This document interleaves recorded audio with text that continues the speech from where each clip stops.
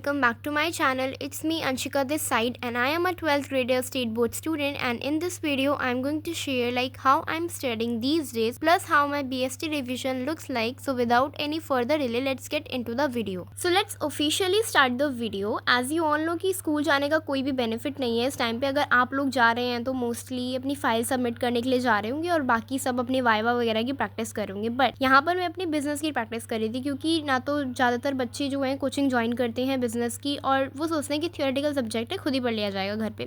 सो आज मैं आपको दिखाऊंगी कि मैं अपनी बिजनेस कैसे पढ़ रही हूँ खुद से, वो भी बिना कोचिंग के और बिना स्कूल के, क्योंकि मैं स्कूल पे कभी भी डिपेंडेंट नहीं रही हूँ किसी भी सब्जेक्ट के लिए. तो मैं खुद ही अपने आप में पढ़ लेती हूँ जो मुझे पढ़ना होता है. सो यहाँ पे सबसे पहले मैं रजत सर की GNG सीरीज़ फॉलो करी थी. उन्होंने यहाँ पे दो तीन चैप्टर पढ़ा दिए. बस अभी मेरा एनवायरनमेंट वाला रह गया है, वो मैं आज कंप्लीट करूँगी अपना. बट इससे पहले मैंने एक रात पहले सेकेंड चैप्टर की वीडियो देख ली थी जिससे मेरा पूरा चैप्टर अच्छे से समझ आ गया था और कवर हो गया था. बस मेरी रीडिंग लगानी रह रही थी. और उसके बाद टीचर ने बोला था, मतलब रजत सर ने बोला था कि इसके बाद तुम इंपॉर्टेंट क्वेश्चन कर लेना अपनी बुक के सारे क्वेश्चन आंसर्स पढ़ के MCQs करके. वो उन्होंने अपनी लिंक में दे रखा था ड्राइव में कि ये इंपॉर्टेंट क्वेश्चन है और इसके MCQs वगैरह वो सब मैंने सॉल्व कर लिए थे. बट उसके अलावा मैंने एक वेबसाइट से निकाले थे कुछ क्वेश्चन. सो इसलिए मैं एक बार खुद से सारे चैप्टर को रिवाइज करी थी एंड MCQs वगैरह मैंने उसके बहुत पहले ही सॉल्व कर लिए थे. एंड ये थे वो सारे क्वेश्चन जो कि मैंने नोट किए थे इंपॉर्टेंट जो मुझे लगे उस वेबसाइट में. वो वेबसाइट थी करियर लॉन्चर की एंड ये टोटल 10 क्वेश्चन थे. मैंने 2 मार्क्स ईच के हिसाब से रख दिया था. एंड मेरा मेन मोटिव इसको करने का ये था क्योंकि जो मैंने अपना लास्ट प्री बोर्ड दिया था उसमें मेरे को आंसर सारे आते थे कि किस में क्या चीज़ लगनी है. बट मेरे को लिखने का तरीका नहीं पता था कि मैं किस तरीके से आंसर को अपना रिप्रेजेंट करूँ. और मतलब उस टाइम पे वो एबिलिटी नहीं थी मेरे अंदर कि मैं उसको अच्छे से लिख दूँ और एक्सप्लेन कर पाऊँ उस आंसर को. सो जो भी मैं चैप्टर वीडियो के थ्रू पढ़ती हूँ उसको सबसे पहले तो रीड कर लेती हूँ, फिर बुक से, फिर NCERT पे अगर टाइम मिलता है तो पढ़ लेती हूँ. बाकी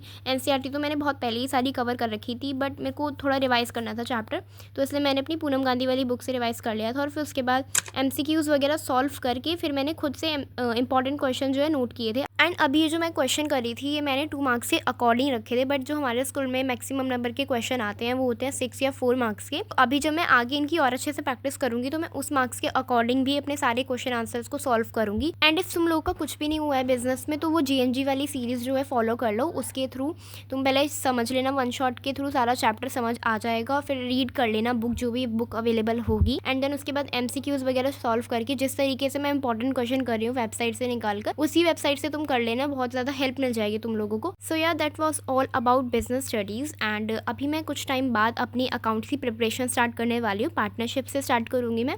एंड अगर तुम लोगों को चाहिए कि मैं किस तरीके से पढ़ रही हूँ और क्या मेरा अब रिविजन रहेगा अकाउंट्स का, so let me know in the comments. And recently मेरा अकाउंट्स की कोचिंग पे एक टेस्ट हुआ था अपना डिसोल्यूशन ऑफ फर्म और retirement plus death of a partner का. एंड अभी मैं ये क्वेश्चन इसमें चेक कर रही थी कि मैं अपने सारे क्वेश्चन सही करके आई हूँ या फिर नहीं, क्योंकि एक लास्ट वाला क्वेश्चन था वो NCERT की बुक से लिया गया था. बट वो मुझे पता नहीं था क्योंकि मैं NCERT के क्वेश्चन सॉल्व नहीं करके गई थी.